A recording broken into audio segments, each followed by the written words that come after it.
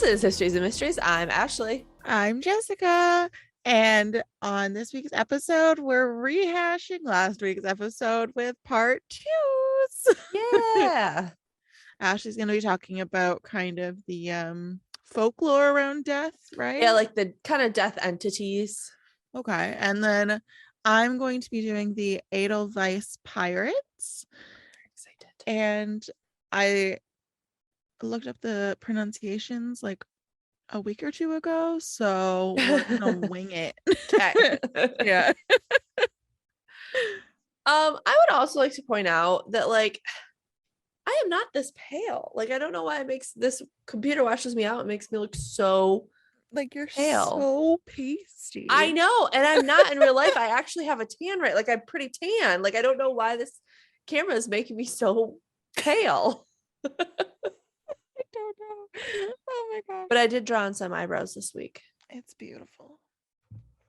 So people know that I have them. And that you're not like a ghost. Yeah, I have eyebrows. Anyway, speaking of ghosts, I'm doing death. Nice. So I got my information from the Grace Museum, Myths and Folklore Wiki, New World Encyclopedia, Britannica, Mysterious Universe, and Monster Wiki. And when did you start your research, Ashley? It's nobody's business, Jessica. Today, after I painted my bathroom at like 2:00 in the afternoon.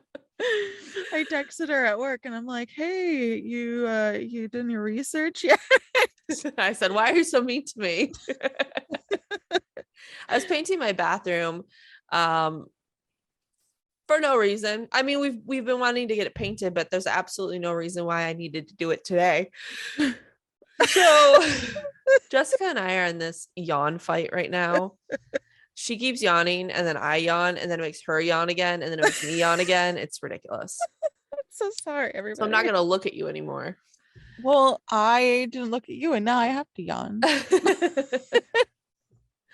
Okay, so like Jessica said, I'm kind of doing like the entity of death. And I tried to stick more with like the Grim Reaper type deaths of different cultures, but some of them had just like death. So I did death like the Lord of Death or God of Death or whatever. Are we gonna talk about the supernatural death? No, I didn't. Ashley, you promised me. I don't know what to say about him except he was pretty cool. He was dope. Yeah. But I also like the Reapers. They were cool too. Yeah, they were annoying. Like the one, like I think she was like Billy or whatever. Yeah, that sounds right. Billy, yeah. I didn't like her. Yeah. I like the idea that they had for what a Reaper was, though. Yeah, it was really cool. Yeah. Anyway, so let's start way back with Greek mythology.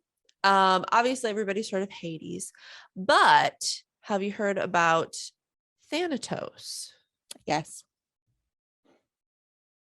Okay, next, no, I'm just kidding. So Thanatos was the son of Nyx, who was the goddess of the night, and Erebus, who was the god of darkness, and he had a twin named Hypnos, who was the god of sleep. Aww. And Thanatos helped bring people to the underworld, so like our version of the Grim Reaper.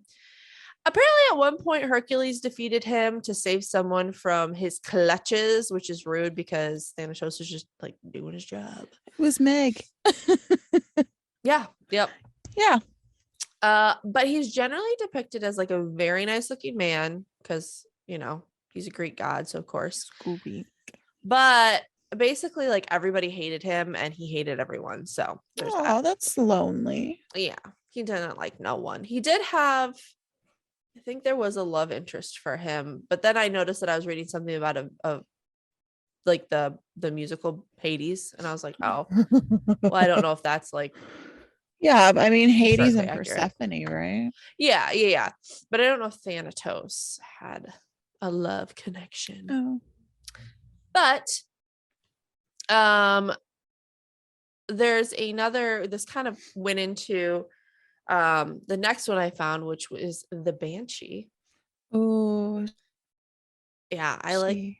I like the Banshee, which actually, like, learning about her or them is like, because the Banshee, there's more than one, um way less scary than I thought. Really? Yeah, so they're from Irish mythology, and she is said to foretell death. So it's thought that this idea of the Banshee came from 14th century Irish women who would sing and kind of wail at funerals. And so this kind of legend kind of spiraled into the Banshee. And today's version has her seen as an old scary lady with silver long stringy hair and ragged clothes. And she doesn't sing so much as she screeches when death is upon someone. Oh, hey, screaming like a banshee. Screaming like a banshee. There you go. Exactly. But another thought is that they were fallen angels. Oh. And in some stories, their song is really pretty and nice and calming to whoever is dying. And then in other stories, it's a mix of a wail of a woman and a moan of an owl. Ew. Those are two different like octaves. Like, how does that? I think that's the point, is like it's two different like Ew. octaves at once. You know what I mean? That's really creepy and Yeah. gross. And like, I don't like that. Gives me the heebs. I know, And right? the jeebs. The heebs and the jeebs. Yep. And legend started out that the Banshee only appeared to like 4 certain ancient Irish families that were pretty prominent to like foretell of death. But then they branched out, Banshee LLC, through marriages. Live your life. Live your life. And now they appear to several people. And so, like I said, there's the 2 different sides to them, either the scary, creepy one of today's like Halloween-y kind of town, and then the traditional one where maybe they're a little bit prettier, they're a little bit nicer, and they just kind of foretell when someone's going to die. They don't necessarily like have anything to do with the death. They're just like, oh my gosh, you're going to die. I mean, that might be nice to have around. Yeah. My favorite one is from Mexico. Oh. It is La Calavera Catrina. Oh. And she sounds like a hoot. Yeah. Very much like the Day of the Dead, wears really bright, beautiful colors. She is less threatening than any of the other ones we have spoken about. Oh. And death as a person for Mexico can be traced back to an Aztec goddess, but in the early 20th century, artist Jose Guadalupe Posada created an etching of La Calavera Catrina. And wait, that name sounds so familiar. She's pretty famous. No, like that artist? Oh, I think he's also pretty famous. He sounds really familiar. But apparently he originally made the sketch of her as a political statement, saying that all these kind of aristocratic, rich Mexican families and ladies were trying to adopt more of the French style than their own kind of Mexican style. Oh. And he was saying that, it doesn't matter when you're dead how much money you had. So that's why she's a skull. Basically we all look the same when we die. And originally she's wearing like a big French kind of hat. Now I think they've adapted her. So she's a symbol for Dia de los Muertos. Sorry guys. And so they use her a lot. So she's got a lot of traditional Mexican clothing. She's got, it really what blends in well with their sugar skulls that they have for that. And because she's got the skull in the face. So that's my favorite one because she's real fun. The skull in the face. The skull in the face. Is that what you like? The skull in the face. So then I came to our Grim Reaper. Dun, dun, dun. And I didn't know this. This is very interesting to me because, as we know, I'm very fascinated with the Black Plague, and I did a story on it earlier on in our podcast career. Yes, go listen to it. Yes, I can't remember what episode it was, but it's really good, people. It's so good. We talked about plagues. Yeah. So the Grim Reaper came about during the 14th century Black Plague, when about 50 million people died, or about 60% of the European population died. So, oh my God. I honestly thought that idea went further back. yeah, I kind of did too. That's why I say this is kind of surprising. Yeah. Yeah, so it came about during this time when obviously death was constantly around them, constantly reminding them. Mm-hmm. And the Grim Reaper is kind of just like a messenger, he just takes you to the afterlife. But I think with constant death around you, it's scary. So that's kind of where he got the scariness from. So he's a skeleton figure because obviously, when people die, we're skeletons. Ashley loves her skulls and faces. My skulls and faces. Sorry. My skulls and faces. And they believe that he's in a robe because of the religious figures at the time that would often do the funerals. They wore robes and stuff like that.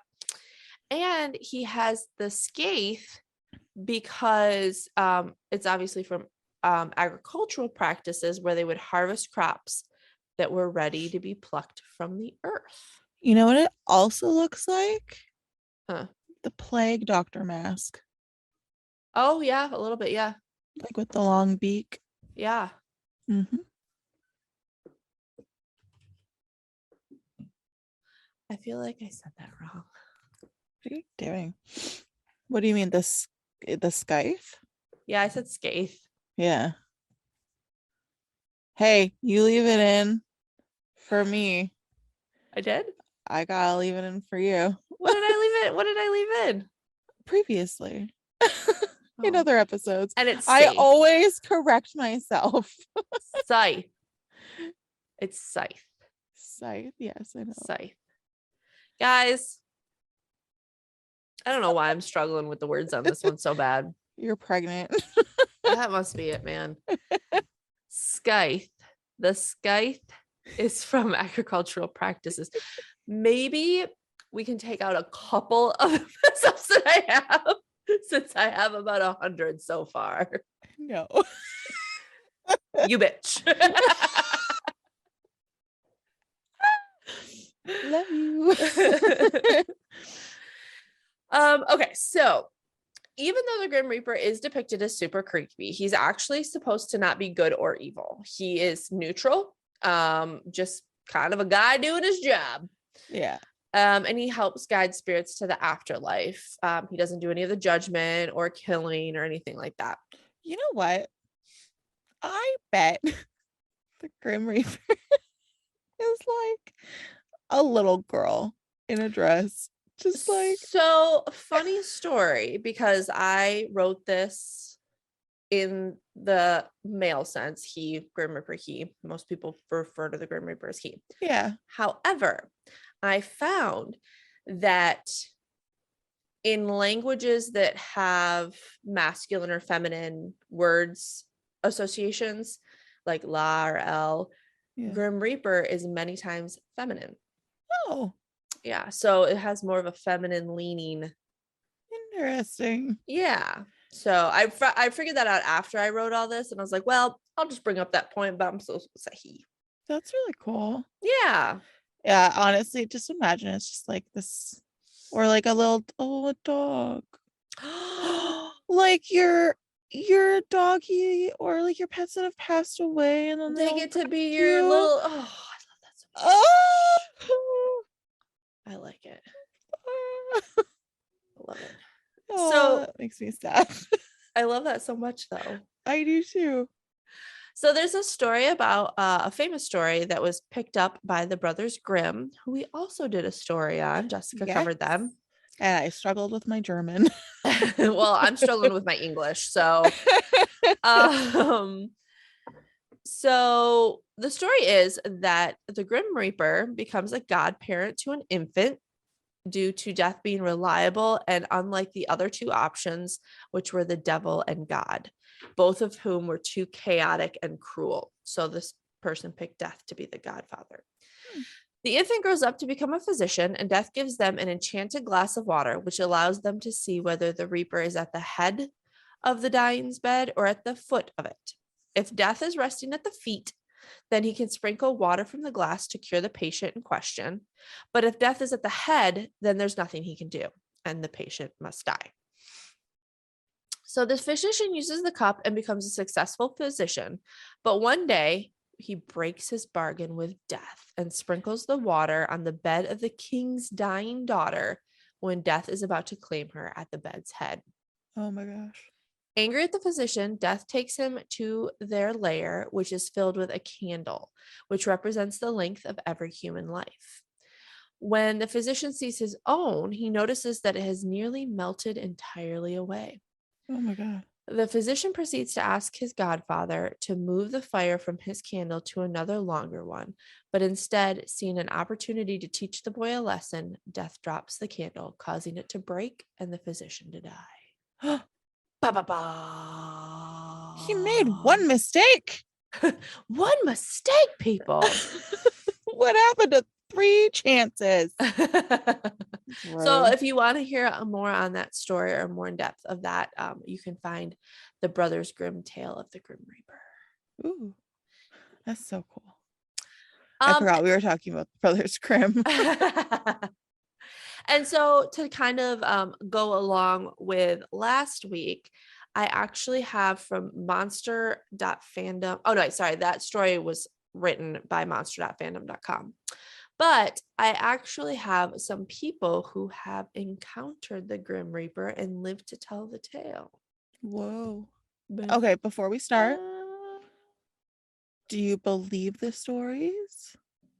I don't not believe them. Okay. Like they seem believable, or do they seem like fairy tale? No, they seem believable. There's just so much we don't know. Yeah. You know? So I don't want to outright say I don't believe them. I don't know. Okay. Let's listen and get your opinion at the end, Jess. Okay. So, this story was from Encounters with the Unexplained. Ooh, okay. I have my own story to tell of the Grim Reaper coming to visit a loved one. It was early 2000. My great-grandfather woke one morning to tell us of a dream he had the night before. He said, "The man with the sickle came for me last night." That immediately sent a chill through me. He continued by telling us that the doorbell rang, and when he opened it, there stood a hooded man with a sickle in his hand. He looked at my great-grandpa and said he was here for Jacob. He said the last name also. When I asked my great-grandpa what he then said, he proceeded to tell us that he told the entity that he had the wrong house and slammed the door shut in his face. That caused each of us to let out a giggle a giggle or two, and set our fears aside for the time being. We knew it would not be long before we lost him, as he was saying other things related to the other side. A few months later, Grandpa died at the age of 92, 3 days following my great-grandma. Wow. This next one is from Ranker. It says, I was awakened by a voice in my room. It was a woman's voice, but I couldn't make out what she was saying. I opened my eyes, but there was no one in the room, just me and my roommate, who was incoherent the entire time we shared our room. Assuming it was a nurse in the hall, so they must have been in some kind of hospital. I tried falling back asleep. Suddenly, there was a loud, frantic voice shouting, "No, you can't take me. I won't go." I opened my eyes again, and the room was much, much darker, and my roommate was sitting straight up in her bed, screaming with complete and utter conviction towards the foot of her bed, almost like a child objecting to bedtime. She was crying, still sitting straight up, looking at something, listening very intently for what seemed like forever. She began to whisper yes and no between whimpers, and then she laid back down, and I watched the darkness leave the room.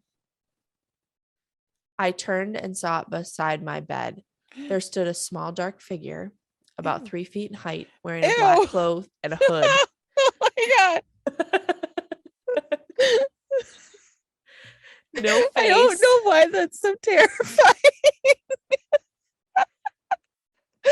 One of our listeners, sorry, but like one of our listeners and I were talking on Instagram, and we were I was like, I was saying that I would be terrified if my child like showed up at the end of my bed in the middle of the night. Oh my God. Like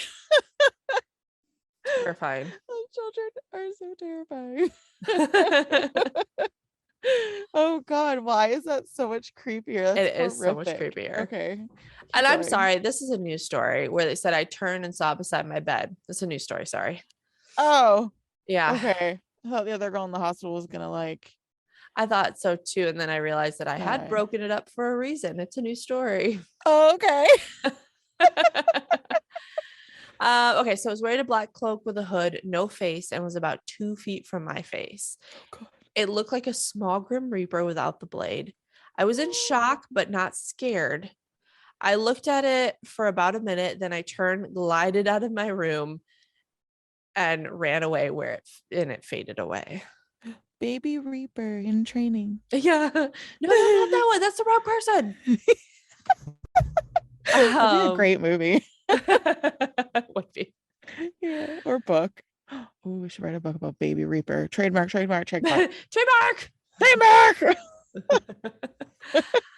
All right, so this one's from Weird Darkness.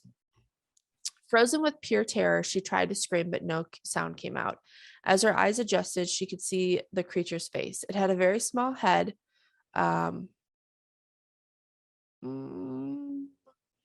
Sorry, I lost my. Okay, about the size of a grapefruit on its enormous shoulders. Its face was wrinkled and saggy, shriveled like a rotten apple. The eyes were like jet black dimes. It was draped in what my aunt described as an Eskimo's coat, thick with fur lining. In its gloved hand, it held little pink sippy cup. After a minute of the creature's unsettling stare, it dropped the sippy cup onto the floor and walked away. When Amy received motion again, she grabbed John's hunting rifle and cautiously cleared the house. She checked the children who were still asleep in their beds and then called her husband and my mother. The next morning, she found the sippy cup and her remote laying in the middle of the hallway. Amy described to my mother that the creature that visited her felt like death. 2 weeks later, at the age of 25, Amy was diagnosed with terminal cancer. Oh my gosh. All right, so this next story is from Unexplained Mysteries. An average sized, my sister estimated him to be around 6 feet tall, being hooded in a black robe, entered the room. How was that average size? I was thinking like 5'5". Yeah. Oh, well, God. I guess to each their own with average. Maybe she's used to 6'8", 6'9". Oh, I was thinking something else, but go on. Oh, that too. 6'8", 6'9" would be really terrifying. Yeah, it would. So this guy's 6 feet tall. Okay. He's hooded in a black robe and entered the room, whispering an incomprehensible chant, and ending each time with "Mama." What? This episode is so off the rails. Like, Mama. That's what it says. Mamma mia. It's lowercase m, lowercase a dash, uppercase M, uppercase A, exclamation point. Mama! Literally, Mama. Anyway, she said that the beings present felt very evil. Oh, God. And she was paralyzed with fear. The being, interestingly, seemed to glide over the floor, even though she initially heard footsteps. He came around to her side of the bed, continuing the chant, which became louder every time he said it. Oh, God. Scream, Mama! Oh, and then the first M and the first A get capitalized in it as it goes. Yeah. He grabbed my sister, which hurt badly and continued to hurt for a few days afterwards. She yelled stop and the being disappeared. My sister then ran to check on her kids who were sleeping and unharmed. Not for long, though. Within a week's time, my handicapped nephew passed away. Oh my gosh. And that's my awful story that I really struggled through today. And I am sorry that it was so hard for me to English. That's okay. I'm gonna have a real fun time with my German coming up. All right, so I'm basically just following on the story that I did last week. Last week we did the story of Hannie Schaft, who fought against the Nazi Germans and, killed lots of Nazis. And she was just like this wonderful figurehead. Yeah. Um, and now this week I'm going to be talking about the Edelweiss Pirates, who were German youth that were fighting against Hitler's Nazi Germany. That's awesome. Yeah. So I wanted to get two sides of the playing field. Yeah. Just so that, I'm not attacking one side or the other. Well, I think you can attack one side or the other in that case. I mean, it's clear the Nazis are bad. That's not what I meant, though. Basically, just okay. Never mind. Sorry, I don't get it. I'm just saying that like not all Germans are bad. Oh, yeah, for sure. I get you. The Nazi Germans were bad. Yeah. The people that were bad were bad. Right. Yeah. I get you. Okay. Just to make that clear. You're not really sad.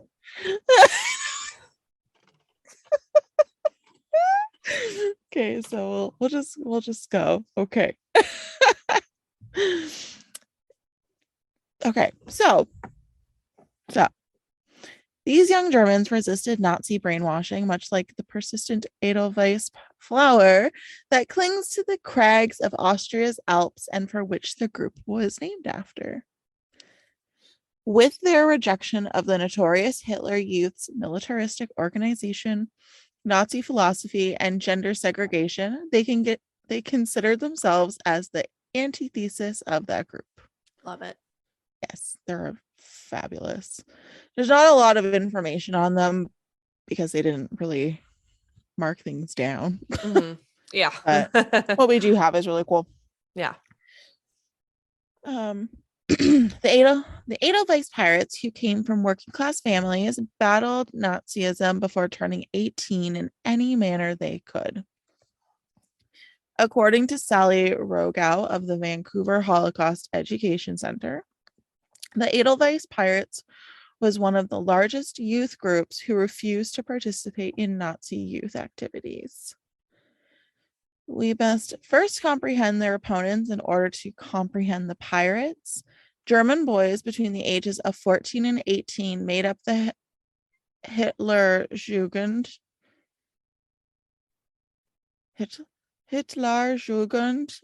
sure, also known as the Hitler Youth, which was established in 1922 as the Youth League of the Nazi Party. The Bund Deutscher Mädel, or League of German Girls, was the Nazis' analogous organization for teenage girls that they created 4 years later. Oh. So just like weird boarding school vibes. Yeah. The Hitler Youth was the largest youth organization in the world at its peak with 8 million members. Wow. Yeah. Although the youth first concentrated on common pursuits like camping, sports, and games, it gradually turned militaristic and prepared its young boys for armed conflict. Oh. Yeah. Do you have the age range for those guys? How old they were?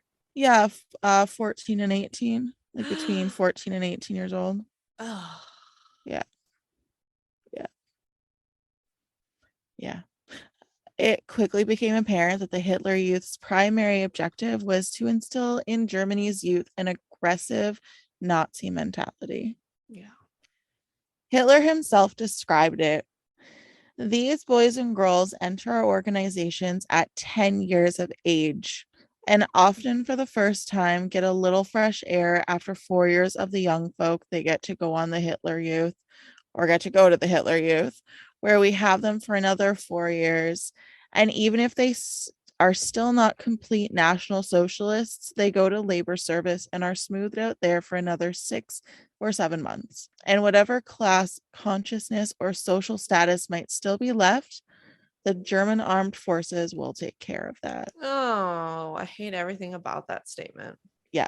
Isn't that horrendous? That's awful. And I hate how he said like smooth out. Like, Mm-hmm. Yeah. Gross. The local anti-Nazi resistance organizations. that's a good one.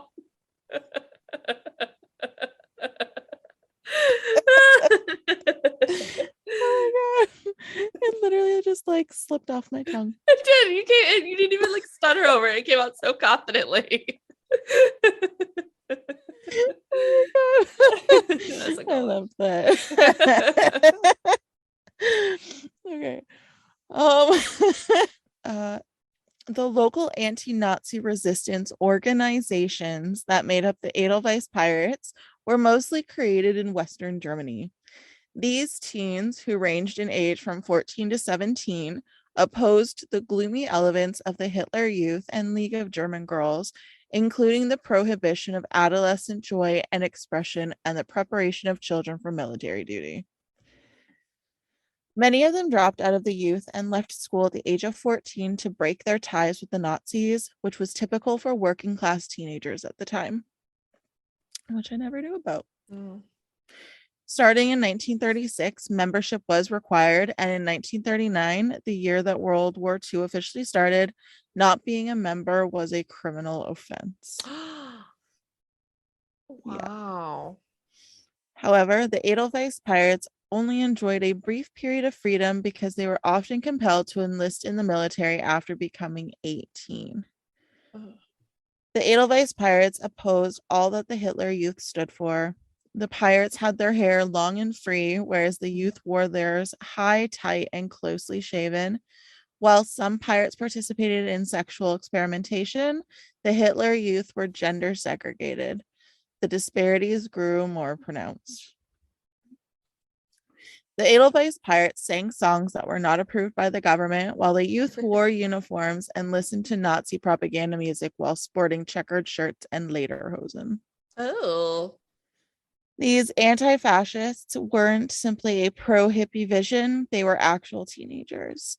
It can be super challenging to get information on their experiences, like I said earlier, because many of them were kept a secret. Yeah.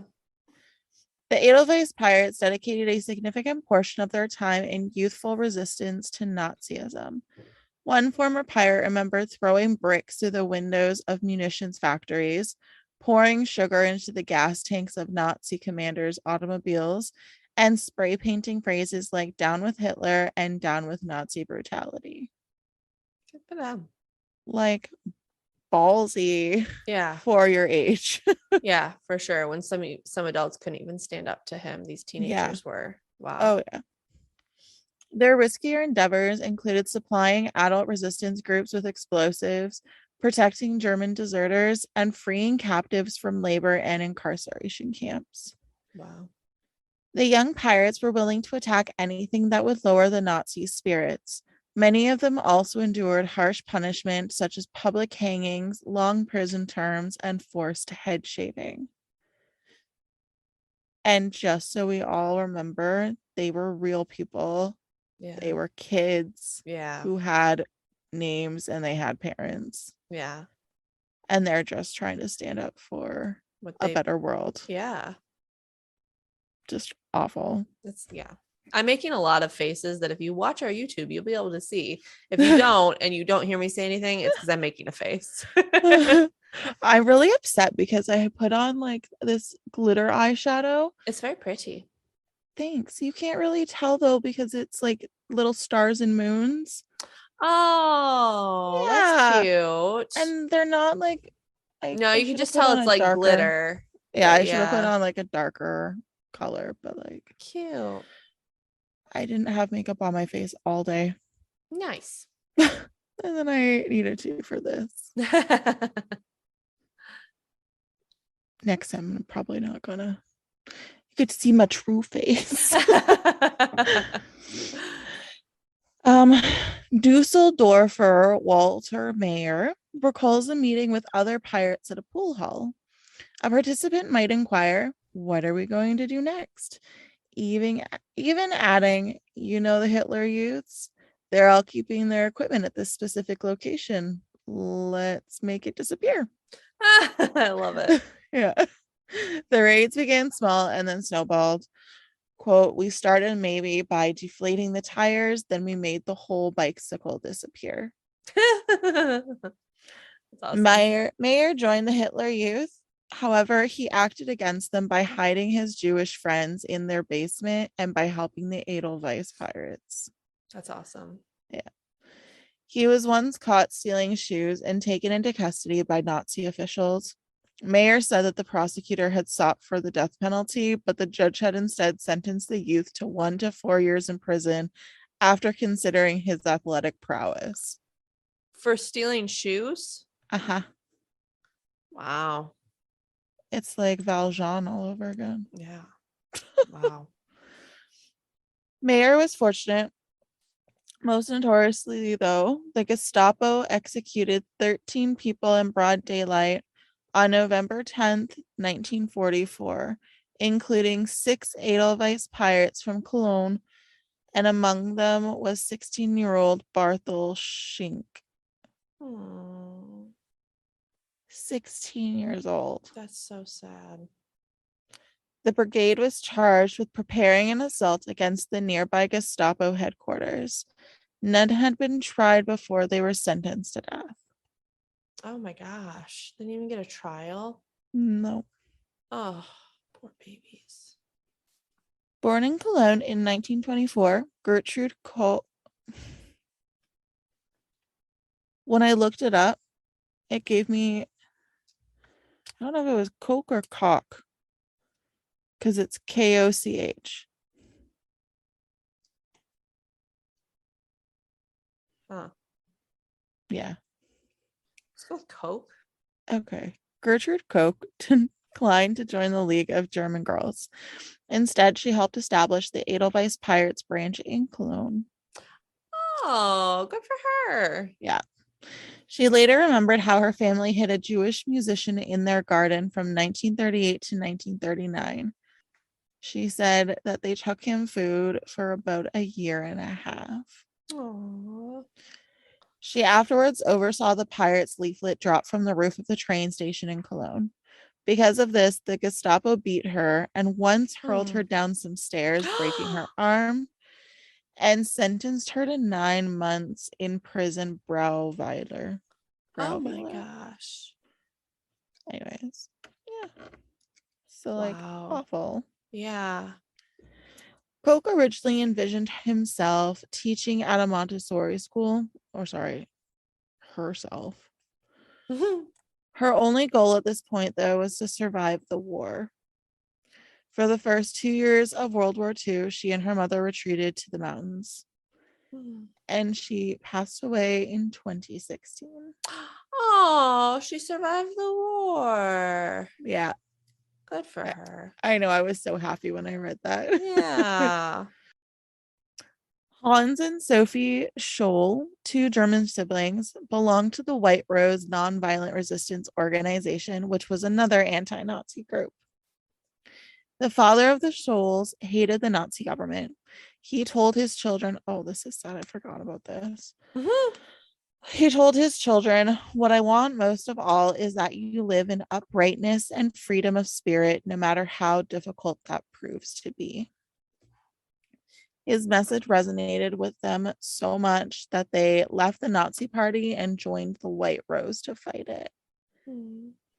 Moved to resist the Nazis' mass murders on the Eastern Front on moral, ethical, and religious grounds, the group printed leaflets with messages like, the German name will be forever defamed if German youth does not finally arise, avenge, and atone, if he does not shatter his tormentor and raise up a new intellectual Europe. Wow. Yeah. Christopher Probst and the Scholls were given the death penalty for this. Oh. And they died by beheading. How old were they? I'm assuming they were young. Yeah. Well, between 14 and 18. Yeah. I'm like, oh, poor babies. Mm-hmm. Sophie, so the sister, was given the option of accepting a lesser punishment if she denied her involvement, but she chose to die alongside her brother and continue to stand up for their beliefs. Oh my gosh. They were beheaded on February 20, 1943 by Nazi enforcers.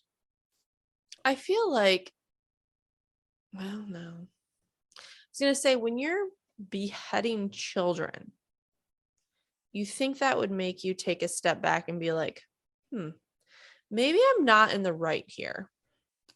But you look at what they did to people in the concentration camps. So, and I mean, it's a cult. Yeah.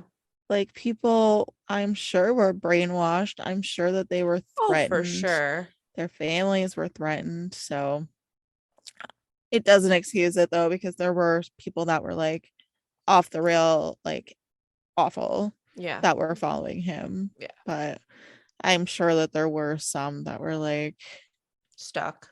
Yeah. Yeah. It's unfortunate. It took 60 years for the Edelweiss Pirates to be formally acknowledged as resistance fighters rather than criminals. Whereas the White Roses, an organization made up of university students and professors, have been honored for their resistance ever since the war ended. We were from the working classes. That is the main reason why we have only now been recognized. Wow. After the war, there were no judges in Germany, so the old Nazi judges were used, and they upheld the criminalization of what we did and who we were. At a time when a large portion of Germany knowingly supported Hitler's totalitarian